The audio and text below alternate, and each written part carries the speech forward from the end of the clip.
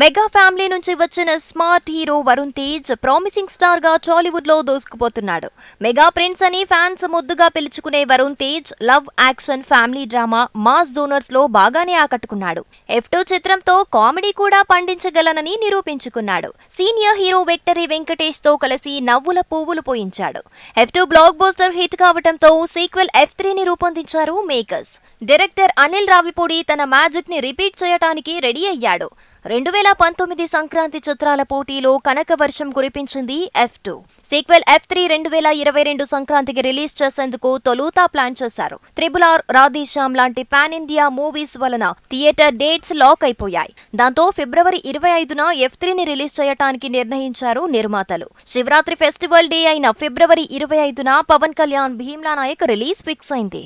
మళ్లీ థియేటర్ల కొరత సమస్య వచ్చింది. మరోసారి F3 రిలీజ్ ని పోస్ట్ పోన్ చేయక తప్పలేదు నిర్మాతలకు. 2022 ఏప్రిల్ 29న థియేటర్స్ లో గ్రాండ్ గా రిలీజ్ ని కన్ఫర్మ్ చేశారు మేకర్స్.